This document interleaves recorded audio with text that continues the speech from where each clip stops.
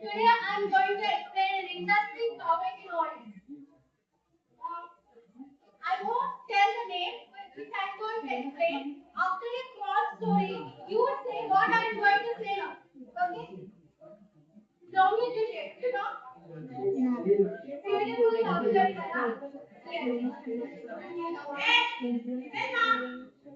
ఒకసారి ఏంటే కాదు మీ ఎగ్జామ్ లో మీ డెడ్ లాక్ గురించి ప్రివెన్షన్ గురించి అలాగే కండిషన్స్ గురించి మూడు క్వశ్చన్స్ ఈజీగా రాయొచ్చు జస్ట్ ఒక 2 minutes ఇస్తే చాలు ఓకే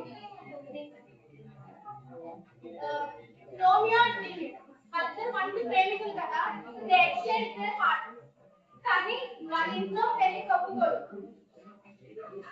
అయితే ఒకటి ఇద్దరు కోసం అలా ఉండిపోవాలి పెళ్లి చేసుకుంటున్నా లేదా ఎవరి కాదు మళ్ళీ అగైన్ ఎవరి హార్ట్ వాళ్ళ దగ్గర తీసుకొని వేరే వాళ్ళు మ్యారేజ్ చేసుకొని హ్యాపీగా ఉంటారు ఇదే కదా జరగాల్సింది అవునా కానీ మళ్ళీ ఇద్దరు లవ్ లో ఉండడం వల్ల అగైన్ మళ్ళీ ఎవరి హార్ట్ వాళ్ళు తీసుకోలేకపోయారు అందుకని అలాగే ఉండిపోయి మ్యారేజ్ చేసుకుంటున్నా చనిపోయారు ఇలాంటి సిచ్యువేషన్ ఇద్దరు మనుషుల మధ్య జరిగితే we call it as love అదే ఇలాంటి సిచ్యువేషన్ రెండు పర్సన్స్ మధ్య జరిగితే we call it as deadlock అంతే అంతే ఇంకా ఈజీగా చెప్పాలి అంటే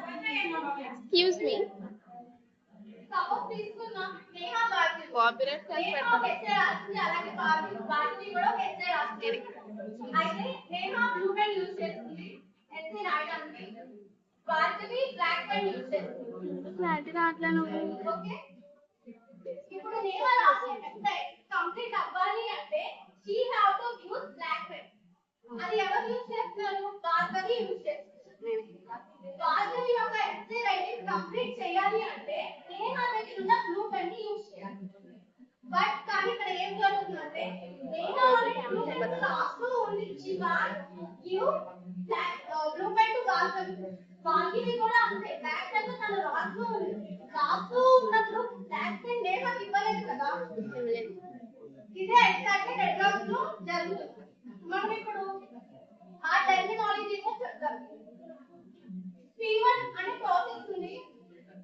అలాగే P2 అనే ప్రాసెస్ ఉంది ఇది ఒక 2 ప్రాసెస్ అన్నమాట P1 అనే ప్రాసెస్ R1 అనే రిసోర్స్ ని యూస్ చేస్తుంది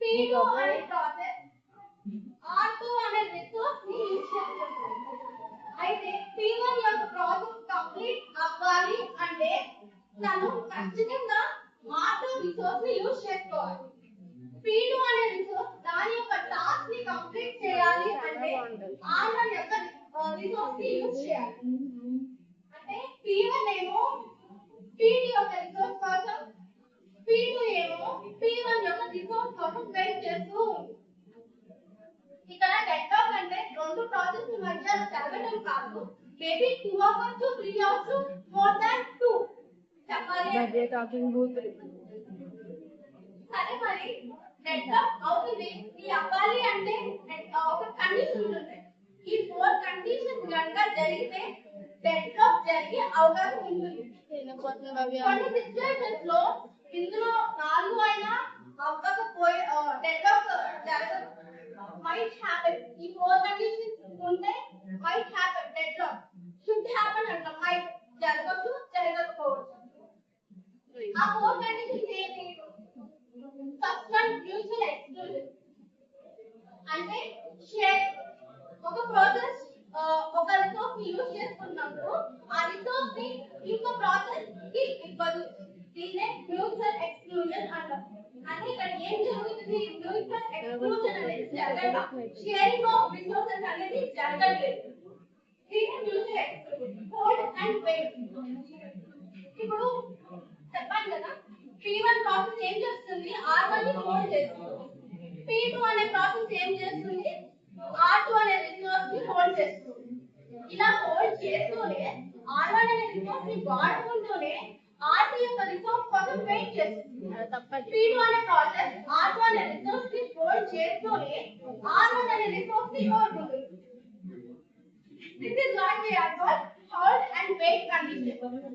next no preemption. No preemption అంటే ఇలా జరుగుతున్నప్పుడు forcefully we can't remove R1 resource from P1.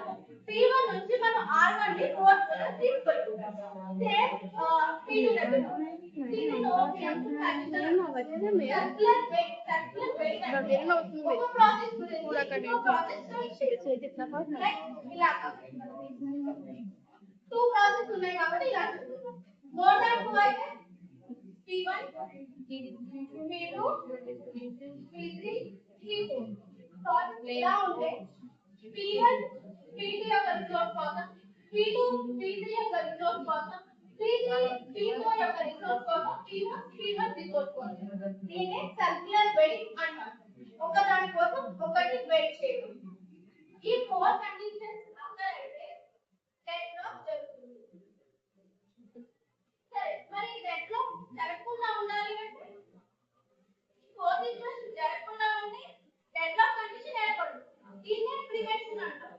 ఇక్కడ మీరు ఒక టాపిక్ నేర్చుకుంటుంటే 2 ఎస్ఐస్ కి ఆన్సర్ రాయగలుగుతారు. ప్రివెన్షన్ అంటే ఏంటి? ఆ ఫోర్ కండిషన్స్ ని ఎలిమినేట్ చేసి మనం ప్రివెంట్ చేసినట్టే కదా.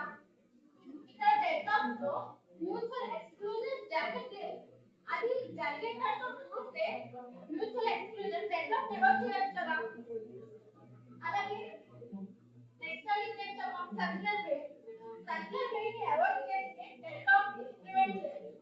ఇంకా next two conditions force and wait condition. ఈ టూ కండిషన్స్ ని కూడా ప్రివెంట్ చేస్తే డెడ్లాక్ ప్రివెంట్ చేయొచ్చు.